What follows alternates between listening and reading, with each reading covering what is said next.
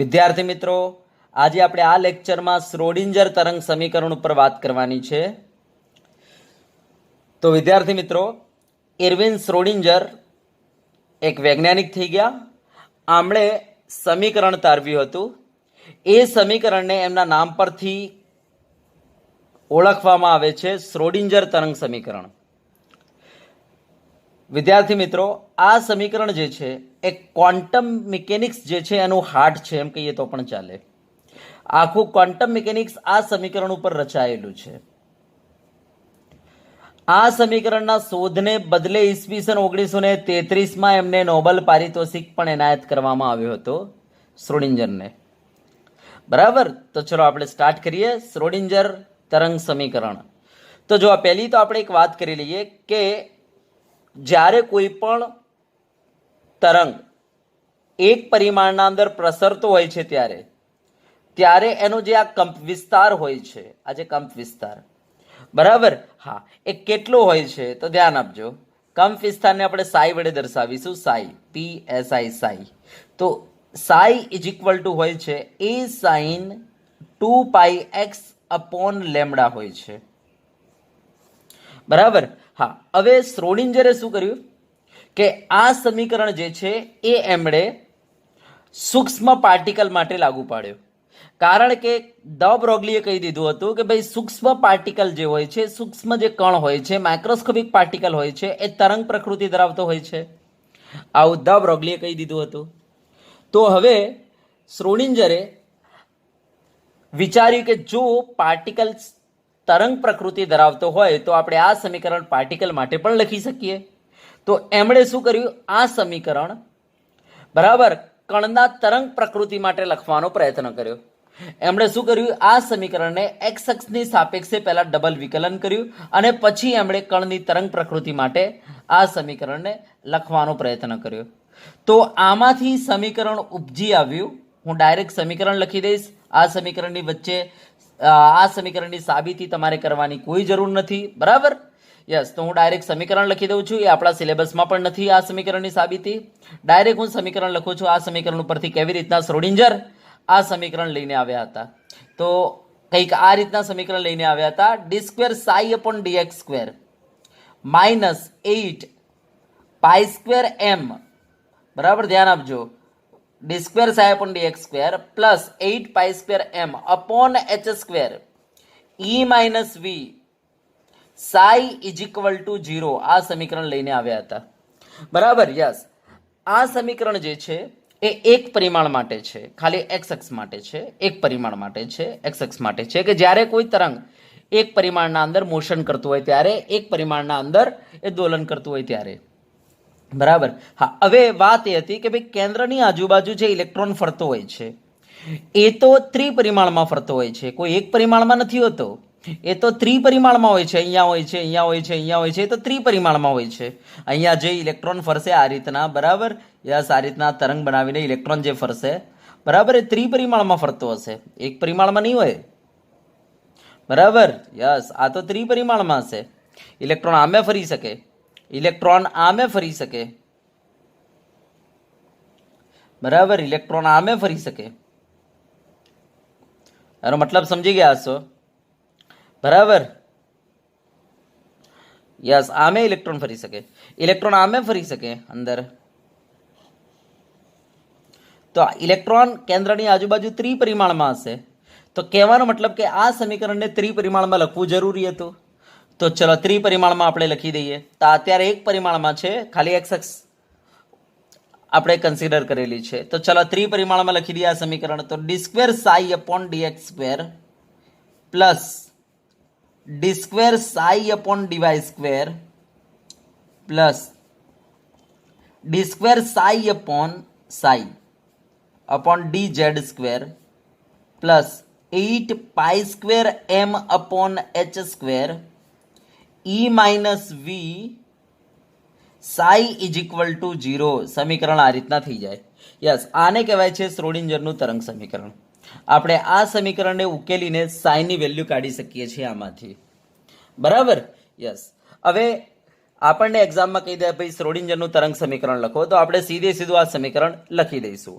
બરાબર, બોર્ડમાં એક વખતે આ પ્રશ્ન પૂછાઈ ચૂકેલો છે. શ્રોડિંજરના તરંગ સમીકરણના અંદર વી શું દર્શાવે છે, આ રીતના બોર્ડમાં પૂછાયો હતો.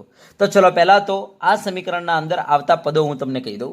તો જો આમાં જે આ એક્સ, વાય અને ઝેડ જે છે એ આપણા અક્ષો છે, બરાબર, એન્ડ જેને કહીશું આપણે કાર્ટેજિયન નિર્દેશાંક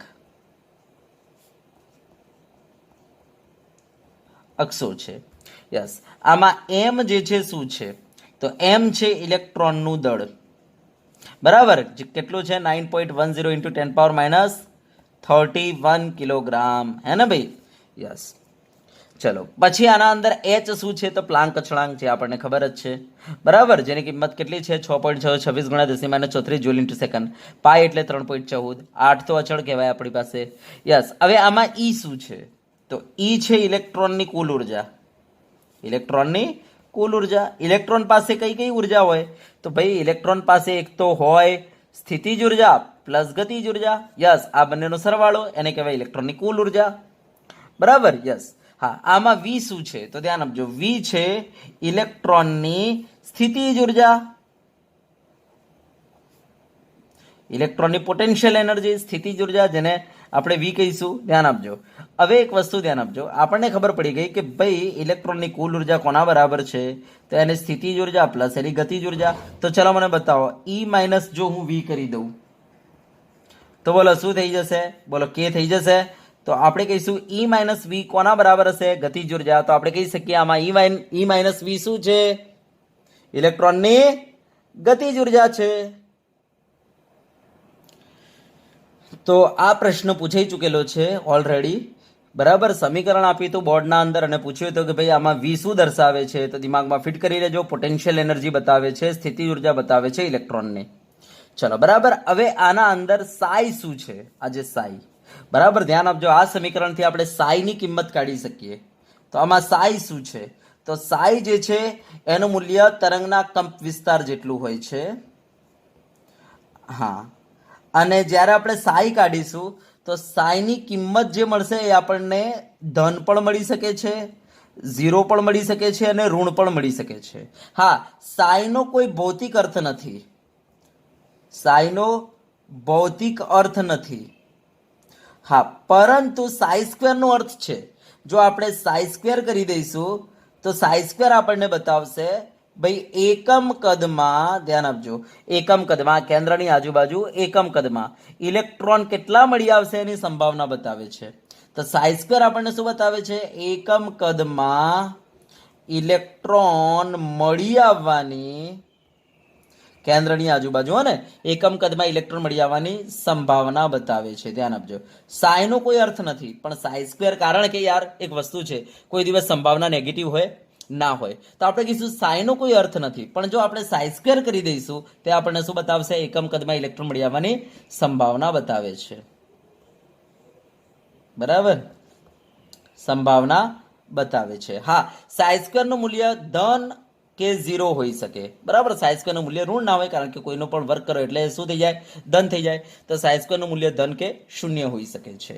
હા, હવે ધ્યાન આપજો, જ્યાં સાઈ સ્ક્વેર, ધ્યાન આપજો, જ્યાં સાઈ સ્ક્વેરનું મૂલ્ય ઋણ હોય ને ત્યાં ઇલેક્ટ્રોન મળે નહીં, ત્યાં ઇલેક્ટ્રોન મળી આવવાની સંભાવના શૂન્ય કહેવાય, કહે છે. આવા વિસ્તારને નોડ કહે છે. આવા વિસ્તારને શું કહીશું આપણે આજથી, આવા વિસ્તારને આજથી આપણે કહીશું નોડ, બરાબર. નોડ એટલે આપણે કહીશું કેન્દ્રની આજુબાજુનો એવો વિસ્તાર, કેન્દ્રની આજુબાજુનો એવો વિસ્તાર કે જ્યાં ઇલેક્ટ્રોન પોસિબલ નથી, ઇલેક્ટ્રોન રહી શકે નહીં, એને નોડ કહીશું. તો આપણે કહીશું આવા વિસ્તારને નોડ, NODE, નોડ કહે છે, બરાબર. અને ધ્યાન આપજો, જ્યાં જ્યાં સાઈ સ્ક્વેરનું મૂલ્ય ધન હોય ત્યાં ઇલેક્ટ્રોન આપણને મળી આવશે, તો આપણે એવા વિસ્તારને કહીશું કક્ષક, બરાબર. તો જ્યાં સાઈ સ્ક્વેરનું મૂલ્ય ધન હશે એવા વિસ્તારને આપણે શું કહીશું, કક્ષક. ઓકે, તો આપણે કહીશું એવો વિસ્તાર કે જ્યાં, બરાબર, જ્યાં સાઈ સ્ક્વેરનું મૂલ્ય શું આવતું હશે, ધન હોય,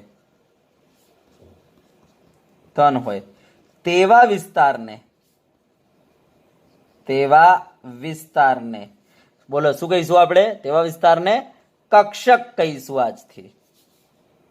બરાબર, કક્ષક કહીશું. હવે કોઈને પ્રશ્ન થાય કે સાહેબ ચલો કક્ષક ઓકે ડન, પણ સાહેબ આપણે આગળ પહેલા કક્ષા ભણી ગયા ને હવે પછી આ કક્ષક શું આવ્યું? તો ચલો તમને કક્ષા અને કક્ષક વચ્ચેનો તફાવત બતાવી દઉં. તો ચલો પહેલા તો આટલે સુધી ક્લિયર થઈ ગયું. આને કહેવાય શ્રોડિંજર તરંગ સમીકરણ. ઓકે, તો પહેલા શ્રોડિંજર તરંગ સમીકરણ યાદ કરી લો અને એમાં આવતા પદોને સમજી લો. ચલો બરાબર, યસ. ચલો હવે હું તમને બતાવવા જઈ રહેલો છું કક્ષા અને કક્ષક વચ્ચેનો તફાવત. તો ધ્યાન આપજો. આપણો નવો પ્રશ્ન, કક્ષા અને કક્ષક વચ્ચેનો તફાવત. બરાબર, કક્ષા અને કક્ષક વચ્ચેનો તફાવત. તો ધ્યાન આપજો. આપણે કક્ષા કોને કહીશું અને કક્ષક કોને કહીશું? તો કક્ષા મીન્સ કેન્દ્રની આજુબાજુનો આપણે કહીશું સમતલીય માર્ગ કે જ્યાં ઇલેક્ટ્રોન ફરે છે. આપણે કહીશું કે ભાઈ કેન્દ્રની આજુબાજુનો આવો સમતલીય માર્ગ કે જ્યાં ઇલેક્ટ્રોન સતત ફરે છે, આવા સમતલીય માર્ગને આપણે શું કહીશું? કક્ષા કહી દઈશું.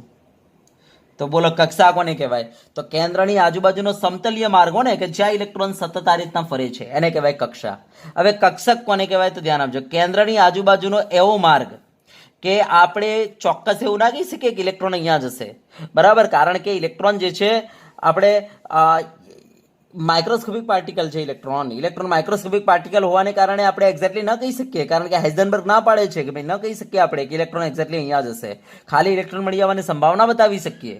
બરાબર, અને સંભાવના કાઢવી હોય તો સાઈ સ્ક્વેરથી નીકળી જાય. તો દાખલા તરીકે આપણને ખબર પડી કે ભાઈ આ એરિયાના અંદર ઇલેક્ટ્રોન વધારે મળી આવે છે.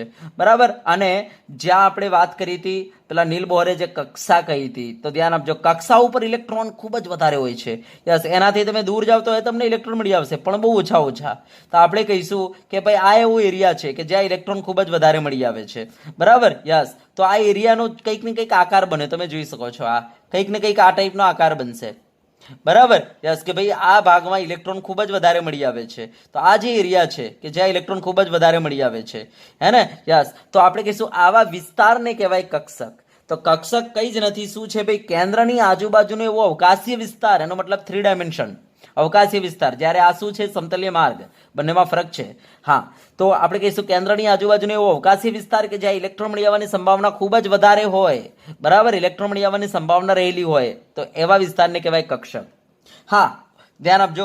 નીલ બોહરે જે કક્ષા કહ્યું હતું, હા, એ જે માર્ગ હશે ત્યાં ઇલેક્ટ્રોન ખૂબ જ વધારે મળી આવશે, પણ એનાથી આજુબાજુ ઇલેક્ટ્રોન મળી આવશે. બરાબર, યસ. અને ટોટલ જે ભાગ બનશે, જે અવકાશ બનશે, એને આપણે કહીશું કક્ષક. તો ચલો કક્ષા કોને કહેવાય? તો આપણે કહીશું કક્ષા એટલે કેન્દ્રની આસપાસનો બરાબર સમતલીય માર્ગ કે જ્યાં ઇલેક્ટ્રોન ગતિ કરે છે, આવા માર્ગને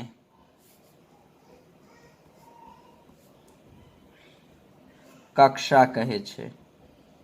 ચલો બરાબર. હા, કક્ષક કોને કહેવાય? તો ધ્યાન આપજો. કેન્દ્રની આસપાસનો અવકાશીય વિસ્તાર, કેન્દ્રની આસપાસનો અવકાશીય વિસ્તાર કે જ્યાં ઇલેક્ટ્રોન મળી આવવાની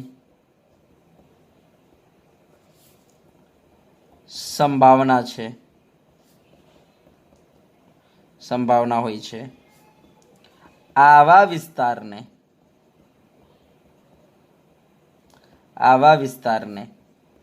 કક્ષક કહે છે. ચલો, ખબર પડી ગઈ પહેલો? યસ. હવે ધ્યાન આપજો ભાઈ, કક્ષાને આપણે કે એલ એમ એન આના વડે દર્શાવીશું. બરાબર, તો કક્ષાને કે એલ એમ એન વડે દર્શાવાય છે. હવે કક્ષક જે છે એને કક્ષકને એસ પી ડી એફ વગેરે વડે દર્શાવાય છે.